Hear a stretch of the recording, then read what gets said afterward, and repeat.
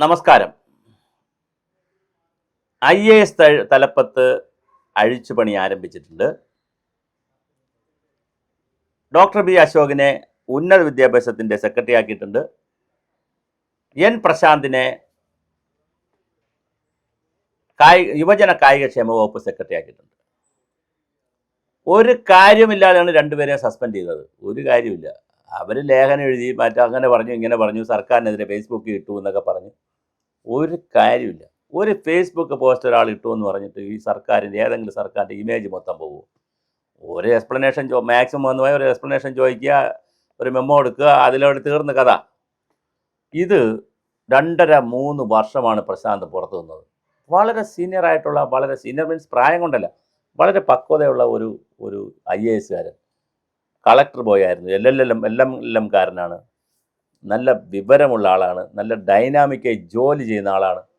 അങ്ങനെ എന്തെങ്കിലും ചെയ്തിട്ടുണ്ടെങ്കിൽ മുഖ്യമന്ത്രി വിളിച്ചിട്ടേ ഇതൊന്നും ചെയ്യരുതെന്ന് പറഞ്ഞിട്ട് ഒരു ചെറിയ മെമ്മോ കൊടുത്ത് കാര്യം തീർക്കണ്ടേ, കറക്റ്റ് ചെയ്തെടുക്കണ്ടേ സിസ്റ്റത്തിനകത്ത്. അങ്ങനെ ഉണ്ടെങ്കിൽ അതുപോലെ ഡോക്ടർ ബി അശോക് വളരെ സീനിയർ ഉദ്യോഗസ്ഥനാണ്. 28 വർഷം അദ്ദേഹം സർവീസായി. ഇവിടെ 28 വർഷം സർവീസായി. പ്രിൻസിപ്പൽ സെക്രട്ടറി റാങ്കിൽ ഇരിക്കുകയാണ് അദ്ദേഹം. അദ്ദേഹത്തെയും ഉപദ്രവിച്ചു. ഒരു കാര്യമില്ല, ലേഖനം എഴുതി. എല്ലാ ലേഖനത്തിലും അദ്ദേഹം പറയുന്നത് എൻ്റെ വ്യക്തിപരമായ അഭിപ്രായമാണ്, ലേഖകൻ്റെ വ്യക്തിപരമായ അഭിപ്രായമാണ്, ഈ ലേഖകൻ്റെ വ്യക്തിപരമായ അഭിപ്രായമാണ്. എല്ലാ ലേഖനത്തിലും കാണും.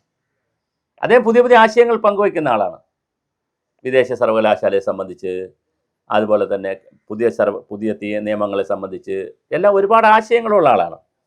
നന്നായി എഴുതുന്ന ആളാണ്, പുസ്തകം എഴുതുന്ന ആളാണ്. ഗുരുദേവനെക്കുറിച്ച് പുസ്തകം എഴുതിയിട്ടുള്ള ആളാണ്, ശ്രീനാരായണ ഗുരുദേവനെക്കുറിച്ച്. അപ്പം അങ്ങനെയൊക്കെ ഉള്ള ഒരു വെഴ്സറ്റൈൽ ജീനിയസ് ആയിട്ടുള്ള ആളുകളാണ് ഇവരൊക്കെ. വെറ്റിനറി സർവകലാശാല തുടങ്ങിയ സ്പെഷ്യൽ ഓഫീസറായിരുന്നു. ഒരു സർവകലാശാല തന്നെ തുടങ്ങുന്നതിൻ്റെ സ്പെഷ്യൽ ഓഫീസറായിരുന്നു. അത് കഴിഞ്ഞിട്ട് പിന്നെ കാർഷിക സർവകലാശാല VC ആയിരുന്നു, കാർഷികോത്പാദന കമ്മീഷണറായിരുന്നു, ജലനിധി എക്സിക്യൂട്ടീവ് ഡയറക്ടറായിരുന്നു, വാട്ടർ റിസോഴ്സിൻ്റെ സെക്രട്ടറി ആയിരുന്നു, റവന്യൂ. അദ്ദേഹം വഹിക്കാത്ത പദവികളുണ്ടോ? എന്നിട്ടും കുത്തിപ്പൊക്കി വേണ്ട കൺഫ്യൂഷൻ ഉണ്ടാക്കും. എന്തായാലും ഈ ഗവൺമെൻറ്റിൻ്റെ ആദ്യത്തെ 5-6 ക്യാബിനറ്റുകളും പരിപാടികളും തിരുത്തൽ ക്യാബിനറ്റുകളാണ്. കഴിഞ്ഞ ഗവൺമെൻറ് കാട്ടിക്കൂട്ടിയ ഈഗോയുടെയും കോംപ്ലക്സിൻ്റെയും തിരുത്തലുകളാണ് നടക്കുന്നത്. ആലപ്പുഴ രക്ഷാപ്രവർത്തനത്തിൻ്റെ തിരുത്തൽ, കടലിലും വയറ്റിലും കുടലിലും ഒക്കെ കത്തിപോയ പെൺകുട്ടികൾക്കും മരുന്നുകൾക്കും അവർക്ക് കൊടുക്കുന്ന ആനുകൂല്യങ്ങൾ. ഇപ്പം ഇതുപോലത്തെ ഈ 2 പ്രശാന്തിൻ്റെയും N പ്രശാന്തിൻ്റെയും ഡോക്ടർ ബി അശോകിൻ്റെയും കേസുകൾ റെക്ടിഫൈ ചെയ്യുന്നത്. ഇങ്ങനെയുള്ള കാര്യങ്ങൾക്കാണ് സമയം പോകുന്നത്. ഇങ്ങനെയാണോ ഒരു ഗവേണൻസ് കൊണ്ടുപോകുന്നത്, അല്ലെങ്കിൽ ബ്യൂറോക്രസി ഗുഡ് ഗവേണൻസ് കൊണ്ടുപോകേണ്ടത്? കഴിഞ്ഞ ഗവൺമെൻറ് ചെയ്തു കൂട്ടിയ പാപങ്ങളാണ് ഇതൊക്കെ. അത് തിരുത്താനാണ് ഈ ഗവൺമെൻറ്റിന് സമയം കുറേ വേണ്ടി വരുന്നത്. എന്താണ് കഴിഞ്ഞ ഗവൺമെൻറ് ഈ വിഷയത്തിലൊക്കെ ചെയ്തത്? വലിയ ഈഗോ, രാജാവിൻ്റെ ഈഗോയും കോംപ്ലക്സുമായിരുന്നു. എന്തായാലും ഈ ഗവൺമെൻറ് തുടക്കത്തിൽ തന്നെ ഇതെല്ലാം ക്ലിയർ ചെയ്യുന്നു. ചക്കളത്തെ പോരാട്ടങ്ങളൊക്കെ മതിയാക്കിക്കുന്നു.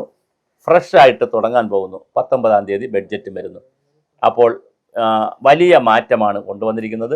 ദിവ്യ S. അയ്യർ വിഴിഞ്ഞം പോർട്ടിൻ്റെ ആളായിരുന്നു. അവരെ അവിടെ നിന്ന് മാറ്റി നേരെ എവിടെ കൊണ്ടുവന്നിട്ടുണ്ട്? നമ്മുടെ തദ്ദേശ സ്വയംഭരണ വകുപ്പിൽ കൊണ്ടുവന്നിട്ടുണ്ട്. അതുപോലെ തന്നെ പിന്നെ പ്ലാനിങ്ങിൻ്റെ ചുമതലയിലേക്ക് KR ജ്യോതിലാൽ IAS കൊണ്ടുവന്നിട്ടുണ്ട്. അദ്ദേഹം അഡീഷണൽ ചീഫ് സെക്രട്ടറിയും കൂടെ ആണ് ഫിനാൻസിൻ്റെ. അദ്ദേഹം ഇനി ചീഫ് സെക്രട്ടറി ആകുമെന്നാണ് കേൾക്കുന്നത്. അങ്ങനെ വലിയ തോതിലാണ് ഉദ്യോഗസ്ഥ സംവിധാനത്തിൽ മാറ്റം. 47 പേരെയാണ് അങ്ങോട്ടും ഇങ്ങോട്ടുമൊക്കെ മാറ്റിയിരിക്കുന്നത്. മാറ്റിയെന്ന് പറഞ്ഞ് സെക്രട്ടേറിയറ്റിനകത്ത് തന്നെയാണ് മഹാഭൂരിപക്ഷം. ഒരു സീറ്റിൽ നിന്ന് മാറി അങ്ങേ സീറ്റിലിരിക്കും, അത്രയേ ഉള്ളൂ. അവരെ സംബന്ധിച്ച് കാര്യമില്ല. ചിലർക്ക് ഉത്തരവാദിത്തപ്പെട്ട പോസ്റ്റുകളുണ്ട്, ചിലർക്ക് അത്ര ഉത്തരവാദിത്തമില്ലാത്ത പോസ്റ്റുകൾ, ചിലർക്ക് ഒരു ഫാൻസി പോസ്റ്റുകളുണ്ട്, ചിലർക്ക് അത്ര ഫാൻസി അല്ലാത്ത പോസ്റ്റുകളുണ്ട്. അത്ര വ്യത്യാസമുള്ളൂ. അല്ലാതെ അവരുടെ ശമ്പളത്തിലോ ആനുകൂല്യങ്ങളിലോ സൗകര്യങ്ങളിലോ ഒന്നും ഒരു കുറവില്ല. പിന്നെ റൂമിനൊക്കെ അങ്ങോട്ടും ഇങ്ങോട്ടും വ്യത്യാസം വരും. ചീഫ് സെക്രട്ടറിയുടെ ലെയറിലുള്ള റൂംസുകളിൽ ഇരിക്കാൻ പറ്റും. പിന്നെ അപ്പുറത്തെ ലെയർ, അങ്ങനെയൊക്കെയുള്ള ചെറിയ ചെറിയ സൗകര്യങ്ങളിൽ ചെറിയ വ്യത്യാസം വരും. അല്ലാതെ വേറെ കാര്യമൊന്നുമില്ല. എന്നാൽ പോലും അവർക്ക് കിട്ടുന്ന താഴേക്കുള്ള സ്റ്റാഫിൻ്റെ സൗകര്യങ്ങളിലും വ്യത്യാസം വരും. എന്തായാലും 47 പേരെ വളരെ കൃത്യമായി 47 IAS മാറ്റിയിരിക്കുകയാണ്. അത് ഗവൺമെൻറ് മാറുമ്പോൾ സ്വാഭാവികമായിട്ട് സംഭവിക്കുന്നതാണ്. ഇനിയിപ്പോൾ ബഡ്ജറ്റ് വരുന്നു, അപ്പോൾ ഇതെല്ലാം കൂടി നടക്കും. അപ്പോൾ ഡോക്ടർ ബി അശോക് ഉന്നത വിദ്യാഭ്യാസത്തിൻ്റെ സെക്രട്ടറി ആയിട്ടുണ്ട്. അതുപോലെ തന്നെ അടുത്ത സെക്രട്ടറി ആയിരിക്കുന്നത് യുവജനക്ഷേമം കായിക വകുപ്പിൻ്റെ സെക്രട്ടറി ആയിട്ട് ആര് വന്നിട്ടുണ്ട്? നമ്മുടെ N പ്രശാന്ത് വന്നിട്ടുണ്ട്. രണ്ടുപേരും ഡൈനാമിക് ആളുകളാണ്. ഈ വെളിയിൽ കിടന്ന് കാണിച്ച ബഹളമെല്ലാം അവിടെ ഇരിക്കട്ടെ. നിങ്ങളുടെ വകുപ്പുകളിൽ വളരെ ക്രിയേറ്റീവായുള്ള പ്രവർത്തനങ്ങൾ ഏറ്റെടുക്കണം. അതിനുള്ള ശ്രമങ്ങളാണ് ഇനി നടക്കേണ്ടത്. ബാക്കി പകയും ബഹളവും അട്ടഹാസവും ഒക്കെ അവിടെ നിൽക്കട്ടെ. കാരണം അതെല്ലാം ഗവൺമെൻറ് പോയല്ലോ. പിണറായി വിജയൻ പോയതോടുകൂടി അതൊക്കെ അങ്ങ് കൊടുങ്കാറ്റ് പോലെ തൂഫാൻ ആണ്, അതങ്ങ് പോയി കഴിഞ്ഞു. ഇനി എന്തായാലും മാറി വെച്ചുകൊണ്ടുള്ള പ്രവർത്തനങ്ങളിലേക്ക് നീങ്ങട്ടെ. 47 IAS മാറ്റിയിട്ടുണ്ട്. ഭരണം കൂടുതൽ സുഗമമാക്കുന്നതിനുള്ള നടപടികളാണ്.